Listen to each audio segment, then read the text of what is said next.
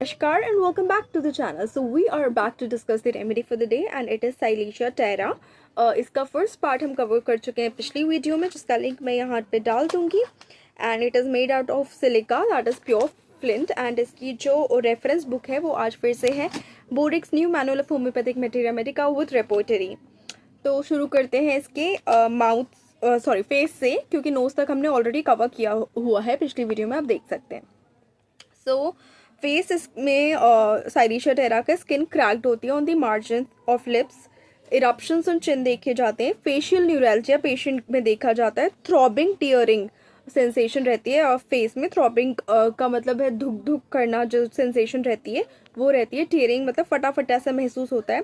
Face red रहता है. और वर्स कब होता है? कोल्ड डैम्प में, यानी थोड़ा सा गीलापन हो एयर में और ठंड हो उस मौसम में वर्स रहता है. जैसे कि अभी इंडिया में इस वक्त जो मौसम चल रहा है, इंडिया में पूरी इंडिया में नहीं, स्पेसिफिकली ये दिल्ली के साइड में, तो जो मौसम चल रहा है वो उस मौसम में ये पेशेंट जो है वर्स हो जाता है. अब न्यूरैल्जिया रहता है, यानी फेशियल न्यूरैल्जिया, यानी फेस में जो नर्व सप्लाई करती हैं वहाँ पे थोड़ा सा प्रॉब्लम होती है और वो जो सप्लाई कर रहे हैं मसल्स, उनमें पेन होता है उस एरिया में स्पेसिफिकली जहाँ जहाँ नर्व्स हैं वो. माउथ जो है, sensation of hair on the tongue महसूस होगी. पेशेंट को लगेगा कि मेरे टंग पे कोई ना कोई हेयर है. गम्स जो है सेंसिटिव होंगे कोल्ड एयर से. बॉयल्स ऑन गम्स देखे जा सकते हैं. Abscess at the root of teeth, caries देखी जा सकती है पेशेंट में. पायरिया के केस में यानी पस फॉर्मेशन हो सकती है माउथ में, और बोन्स जो हैं माउथ की वहाँ पे. ये सिम्टम कंपेयर किया है मर्कौर से. इसीलिए कोई भी रेमेडी अपने आप प्रिस्क्राइब ना करें, डॉक्टर के पास जाएं, क्योंकि एक ही सिम्टम बहुत सारी रेमेडीज़ में कवर्ड होता है. आपके एग्रेवेशन, अम्यूलरेशन कैसे बढ़ती है, कैसे घटती है, कब हुई, किस चीज़ से हो रही है, वो देख के डॉक्टर आपको दवाई देते हैं. पेशेंट का जो माउथ है वो सेंसिटिव होता है to cold water. Cold water छूने से पेशेंट को दिक्कत होगी स्पेसिफिकली माउथ पे. तो ये देखा जाता है. उसके बाद आते हैं थ्रोट पे. तो पेशेंट को पीरियोडिकल क्विंजी रहती है. टॉन्सल्स के आसपास जो है एब्सेस बनने की संभावना रहती है पेशेंट के थ्रोट में.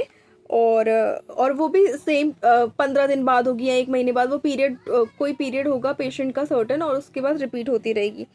प्रेकिंग as of pin in the tonsil, वही टॉन्सिल में के आसपास इन्फ्लेमेशन है. टॉन्सिल में इन्फ्लेमेशन है और ऐसा सेंसेशन होगी कि कोई पिन चुभा रहा है टॉन्सिल में.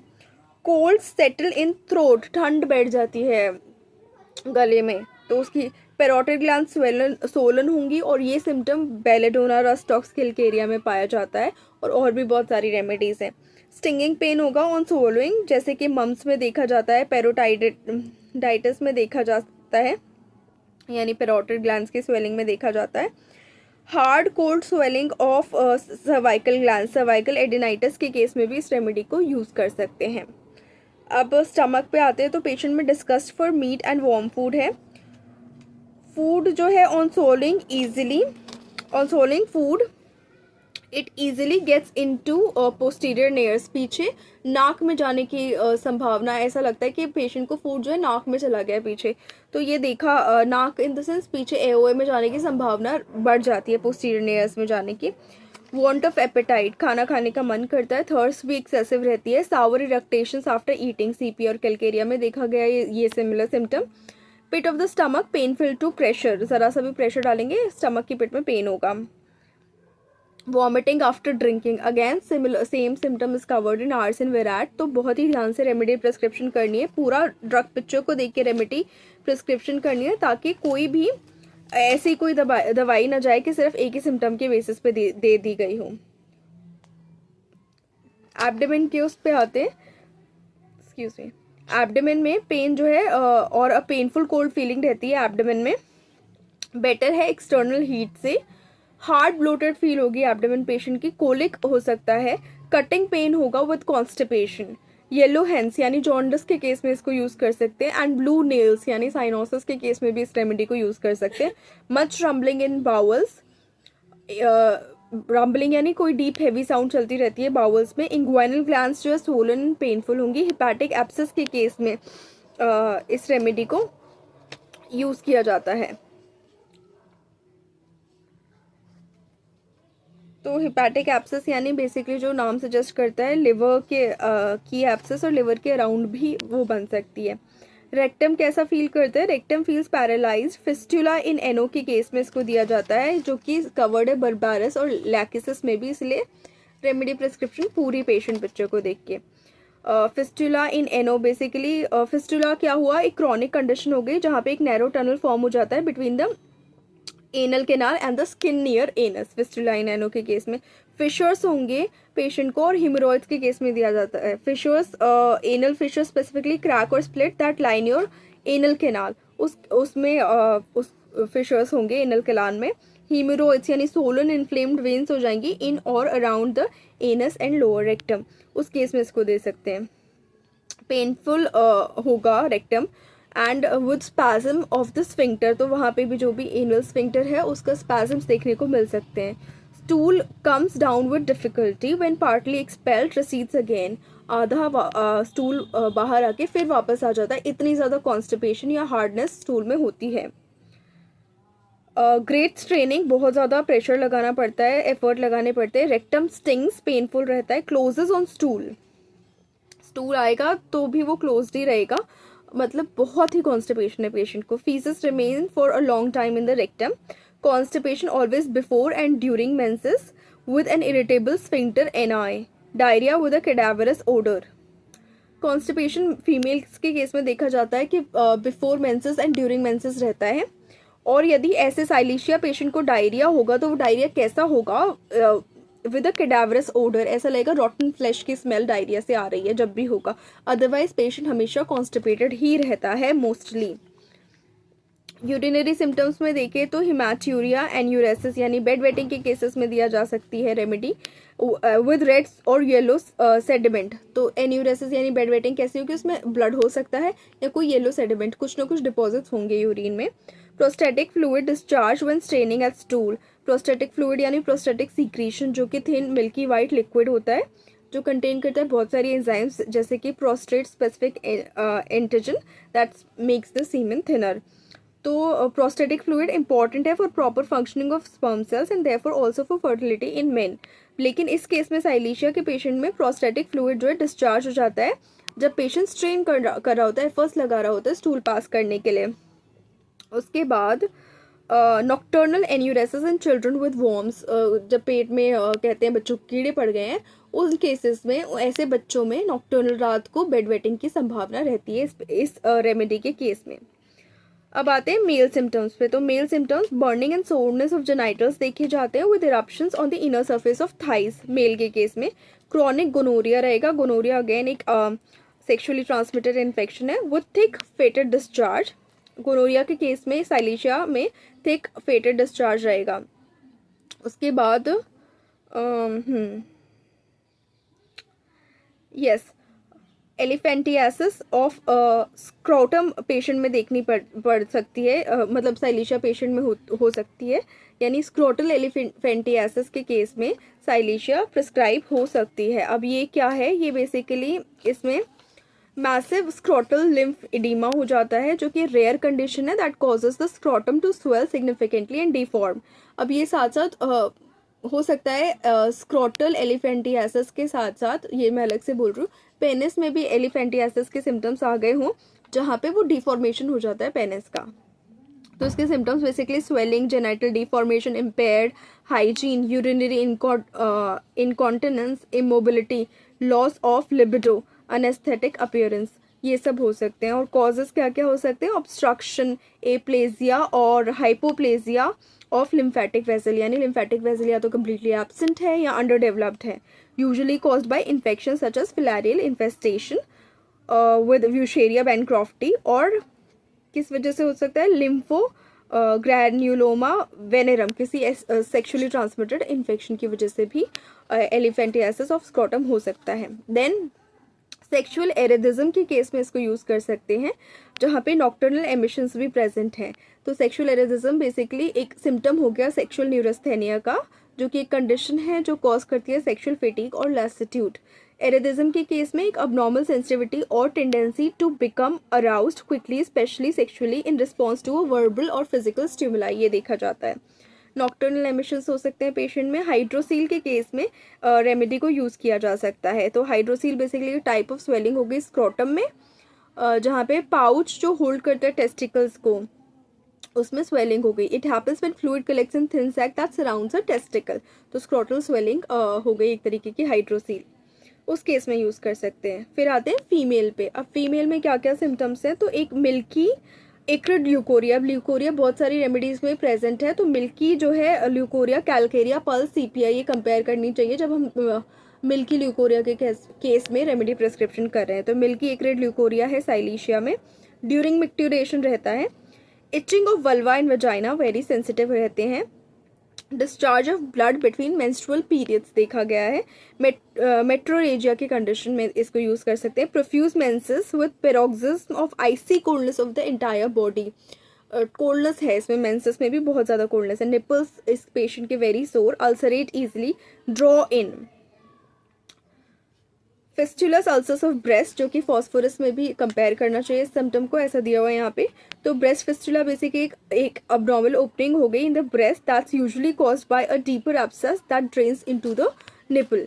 तो वहाँ के ब्रेस्ट फिस्टुला के केस में इसको, या फिस्टुलस अल्सर्स ऑफ ब्रेस्ट के केस में इसको दे सकते हैं। एब्सेस ऑफ लेबिया, यानी लेबियल एब्सेस, जो कि एक फर्म टेंडर रेडेंड मास होता है that usually appears on the upper portion of the labia minora. तो ये उस केस में उसको दे सकते हैं। Discharge of blood from the vagina every time the child is nursed. जब भी पेशेंट चाइल्ड को नर्स करेगी, वजाइना से ब्लड डिस्चार्ज होगा, ये देखने को मिलता है और बहुत ही गाइडिंग सिम्टम है ये।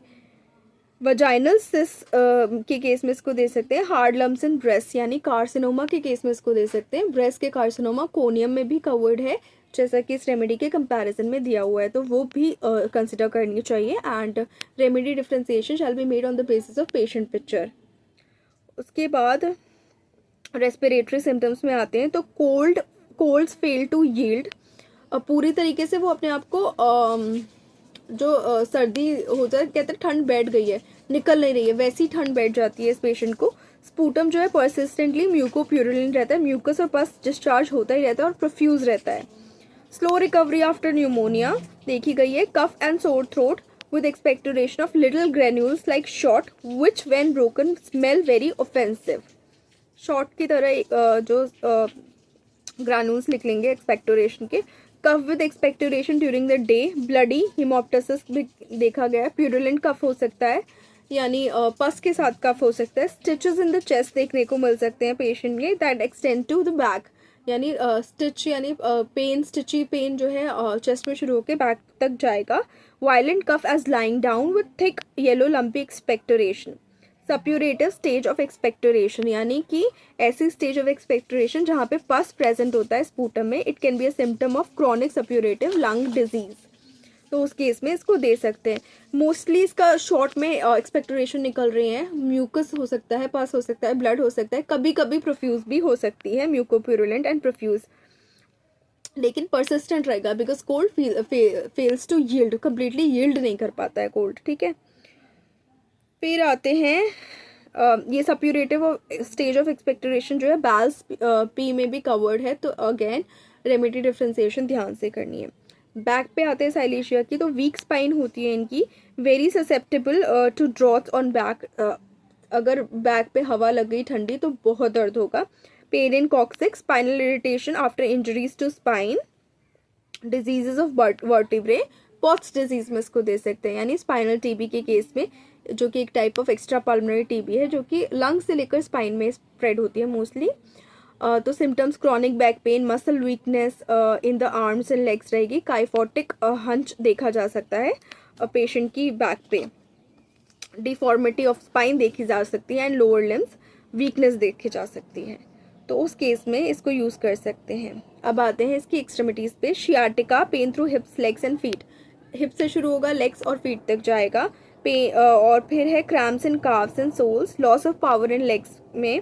हैंड जो है ट्रेम्यूलस होंगे, यानी शेक करेंगे slightly because either you are nervous और कॉज यू टू शेक, और कोई फियर की वजह से भी शेक कर सकते हैं। नॉर्मली भी साइलेशिया पेशेंट के हैंड्स जो ट्रेम्यूलस रह सकते हैं when using them.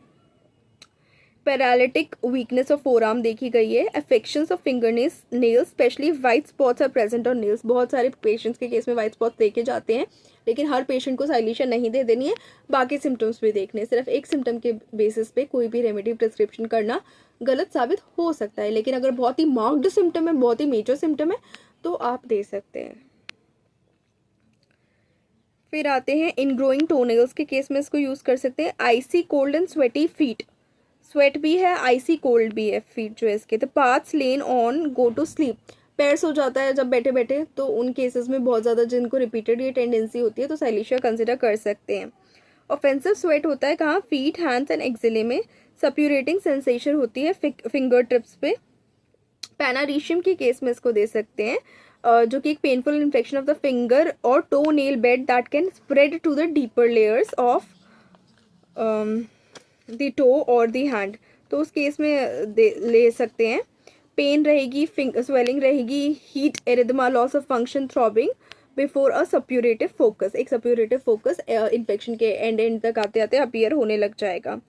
Pen in knee as if tightly bound, calves जो है टेंस रहते हैं, कॉन्ट्रैक्टेड रहते हैं। Pain beneath the toes, soles जो है सोर होते हैं। बन यूनियन के केस में इसको दे सकते हैं, यानी बन यूनियन रूटा में भी प्रेजेंट होता है, तो be very careful while prescribing. Bunion एक बोनी बम्प हो गया that forms on the joint at the base of your big toe. Soreness in feet from instep throughout to the sole, suppuration. Soreness instep से, यानी जो feet बना हुआ है उसका ये वाला पोर्शन जो है इनस्टेप हो गया, यानी टोज होंगे, फिर ज़रा सा आएगा, फिर ऐसे जो कर्व आता है उसको इंस्टेप कहते हैं, तो वहाँ से सोना शुरू होती है और थ्रू आउट द सोल तक जाती है। सप्यूरेशन के केस में यदि है एक्सट्रीमिटीज़ में, तो आप साइलेशिया यूज़ कर सकते हैं। अब आते हैं स्लीप पर, तो स्लीप पे नाइट वॉकिंग देखी जाती है साइलेशिया के पेशेंट में। जो है it gets up, the patient gets up while asleep, somnambulism देखा जाता है। Sleeplessness with great orgasm of blood and heat in head, यानी orgasm of blood and heat in head का यहाँ पे जो बेसिकली मतलब हुआ वो है कि orgasm can cause a headache due to a rapid increase in BP and the dilation of blood vessels in the brain, यानी postcoital thunderclap के केस में, postcoital thunderclap headache के केस में इसको दे सकते हैं। can feel like a sudden intense pounding in the head and can last from 1 minute to 72 hours, उस case में इसको यूज़ कर सकते हैं। एक्सेसिव गेपिंग रहती है, यानी जो पेशेंट है वो मुंह खोल के सो सकता है, वाइड ओपन होता है उसका पेशेंट का। फ्रीक्वेंट स्टार्ट्स इन स्लीप, चौंक जाता है बार बार। एंशियस ड्रीम्स आते हैं पेशेंट को। फीवर कैसा रहेगा, chilliness, very sensitive to cold. Creeping, यानी धीरे धीरे चढ़ेगा। Shivering over the whole body, cold extremities even in warm room. Sweat at night, worse towards morning, suffering paths feel cold. Creeping basically धीरे धीरे आगे बढ़ने का मतलब होता है। क्रीपिंग फीवर जो है पहले ज़माने में अंड्यूलेंट फीवर यानी ब्रूसेलोसिस को भी कहा जाता था, caused by a bacteria transmitted to human beings by infected cows, goats और पिग्स और इन अनपेस्चराइज्ड मिल्क और चीज़। तो इस तरीके के फीवर को भी पहले क्रीपिंग फीवर कहा जाता था, और लिटरल मीनिंग ले सकते हैं कि धीरे धीरे बढ़ता है जो ऐसा फीवर है। स्किन के केस में फैलेंस, एब्सेसेस, बॉयल्स और ओल्ड फिस्टुलस अल्सर्स में इसको यूज़ कर सकते हैं। तो फैलन एक पेनफुल एब्सेस होती है of the deep tissues of palmar surface of the finger tip that is typically caused by bacterial infection, यानी यहाँ पे एब्सेस बन सकती है स्टेफाइलोकोकस की वजह से and is markedly painful and swells. एब्सेसेस के केस में, बॉयल्स के केस में, ओल्ड फिस्टुलस अल्सर्स हैं वहाँ दे सकते हैं। स्किन के केस में delicate pale waxy, cracks on finger tips, mouth के कॉर्नर में भी थे, फिंगर टिप्स में भी है। पेनलेस स्वेलिंग ऑफ ग्लैंड्स देखी जाती है। रोज कलर्ड ब्लॉचेस हो सकते हैं पेशेंट को, स्कार्स हो सकते हैं। सिकैट्रिक्स सडनली बिकम पेनफुल, जो स्कार्स सडनली पेनफुल हो गए हैं, बहुत टाइम से प्रेजेंट है, तो उनको उसमें साइलेशिया यूज़ की जा सकती है। पस ऑफेंसिव रहेगा इस रेमेडी का। Promotes expulsion of foreign bodies from tissues. Every little injury suppurates, long lasting suppuration and fistulous tracts देखे गए हैं इसमें। Dry finger tips, eruptions, itch only during day time and in the evening, रात में नहीं etching होगी। Crippled nails हो सकते हैं, इंड्यूरेटेड ट्यूमर्स यानी हार्ड ट्यूमर्स पेशेंट में देखने को मिल सकते हैं, एब्सेसेस ऑफ जॉइंट्स होंगी पेशेंट में, आफ्टर इम्प्योर वैक्सीनेशन में कुछ गड़बड़ हो गई है तो उसके बाद बर्सा में दे सकते हैं, लेप्रा नोथ एंड कॉपरी स्पॉट्स में दे सकते हैं, कीलॉइड ग्रोथ्स में इस रेमेडी को दे सकते हैं। अब इसकी मोडालिटीज़ अगर कंसिडर करें तो वर्स कब होगा पेशेंट, न्यू मून यानी जो नो मून के बाद वाली जो रात आती है, नया चांद जब निकलता है, अमावस्या के बाद वाली जो दिन होता है, रात होती है, तब वो पेशेंट जो है वर्स होता है। इन दी मॉर्निंग, सुबह, from washing, during menses, uncovering, lying down, damp, lying on the left side, cold में वर्स रहेगा पेशेंट। बेटर कब होगा, warmth, wrapping up the head, summer, in wet और ह्यूमिड वेदर। कोल्ड डैम्प में गड़बड़ होता है, लेकिन जब वेट या ह्यूमिड रहता है, ठंड नहीं होती है, तब ठीक रहता है। रिलेशनशिप कॉम्प्लीमेंट्री बताई गई है, Thuja, Sanicula, Puls, fluoric acid, Merc and Silicea. Complementary है Thuja, Sanicula, Puls, fluoric acid.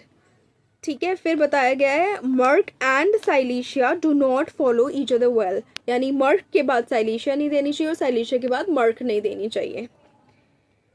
उसके बाद डोज इसकी 6 to 30th पोटेंसी बताई गई है, 200 and higher of unquestioned activity, मतलब 200 और हायर भी अच्छा काम करती हैं। मेलिग्नेंट अफेक्शंस में lowest potencies are needed at time, यानी यूजुअली हाई पोटेंसी देते हैं, लेकिन जहाँ मेलिग्नेंसी कैंसरस सिचुएशंस है तो लोएस्ट पोटेंसी कंसिडर करनी चाहिए।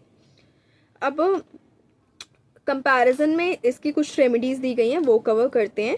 तो ब्लैक गन पाउडर 3x जो कहाँ यूज़ किया जाता है, एब्सेसेस, बॉयल्स, कार्बंकल्स, लिम, purple, wounds that refuse to heal, accident from bad food और वाटर, ऐसा क्लार्क ने कहा है। फिर Hepar, Kali phos, picric acid, Calcarea, phosphorus, तबाशीर में को कंपेयर कर सकते हैं साइलिशिया से। फिर नाट्रम सिलिका, तो नाट्रम सिलिका जो है ट्यूमर्स, हीमोफीलिया, आर्थराइटिस में दी जाती है। डोज क्या होती है उसकी, 3 drops 3 times day in milk, Natrum silica की बात कर रही हूँ। फिर नेक्स्ट रेमेडी कंपेयर की गई है फैरम साई, तो वो epilepsy, neurosis with irritable weakness and hyper sensitiveness specially of a periodical character, उसमें दी जाती है। सिलिका मैरिना जो कि सी सैंड से बनती है, तो वो साइलिशिया एंड नाइट्रोम्यूर के सिम्टम्स होते हैं उसमें। इन्फ्लेम्ड ग्लैंड्स होती हैं and commencing of suppuration, constipation होता है, use for some time 3x trituration. ये बात हुई है सिलिका मैरिना की। फिर नेक्स्ट है विट्रम जो क्राउन ग्लास है, तो पॉट्स डिजीज में देते हैं आफ्टर साइलिशिया, नेक्रोसिस के केस में, डिस्चार्ज के केस में, thin watery fetid, severe pain, fine grinding and grating like grit. फिर नेक्स्ट कंपेयर किए एरेंट डी जो कि एक्ट करती है एक्सक्रीटरी एंड जनरेटिव ऑर्गन्स पे, सप्यूरेशन होता है specially chronic and where the ulceration is fistulous specially in long bones की अल्सरेशन के केस में। Okay, itching, eruption on chest, upper extremities and behind ear, ये बात हुई एरेंट डी की। तो बोरिक में जो पढ़ रहे हैं वो कंपैरिजन में रेमेडीज़ भी काफ़ी यूनिक और मार्क्ड हैं, जो कि केसेस बहुत ज़्यादा रेसिस्टेंट होते हैं नॉर्मल रेमेडीज़ से, उनमें आप ये सब कंसिडर कर सकते हैं। So that's 8 for silicea from boric and please do not self prescribe. मुझसे कंसल्ट करने के लिए I will provide an email address below, तो आप उस पर ईमेल कर सकते हैं। Thank you so much. Please like the video, share the video and subscribe to the channel and do not forget to hit the bell icon. Please do subscribe please.